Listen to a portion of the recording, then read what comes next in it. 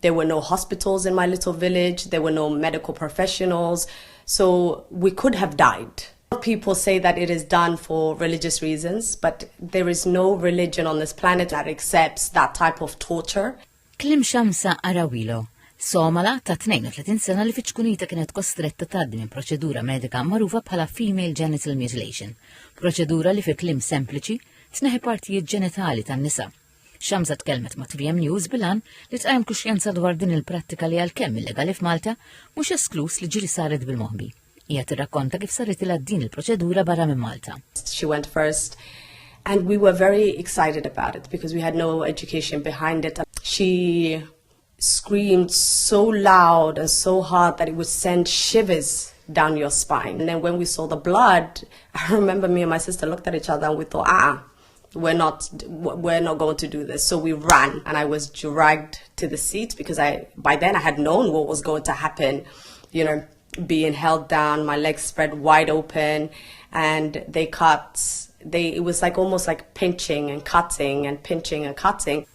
TVM News tkellem mal-konsulenta fl-Isptar Mater Dei Mali Bukadi li rriċerkat is-suġġett, spjegat li iltaqgħu ma' nisa migranti li jkunu għaddew minn din il-proċedura u ħafna minnhom iġarbu konsegwenzi koroħ waqt it-tqala tagħhom. Ħafna drabi spiċċaw imhom ċesarja, imbagħad ikun hemm id-danger mad-demm, imbagħad infections, ikollhom ħafna wġieħ. Imbagħad inti tibda tinduna, pereżempju, jibdew jmorru lek l-isptar ħafna wġieħ ta' żaq, wġieħ ta' stonku, wġieħ ta' ras, psychological problems.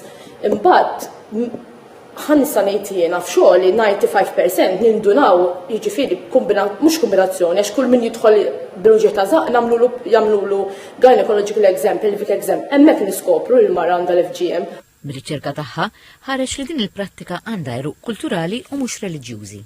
Ta' tiltaqa' magħha ma tindunax u l-ebda mara ma tiġi tgħidlek li għandha għax huma vera imbarazzati, jistħu, jibżgħu li jiġu ġudikati. Ma tistax tgħid għadix issir fuq it-tfal Malta, għax f'Malta hemm liġi li aħna ma nistgħux naqbdu mara ngħidula isma' ħaniċċekkjaw li alla jkun hemm xi ħaġa li nipproteġu dawn in-nisa u tfajliet u tfal li żjed. Xamsa u Bukadi saħqu dwar l-importanza li l-awtoritajiet u l-komunitajiet għandhom jaħdmu jitfit biex din il-prattika tinqered darba l dejjem.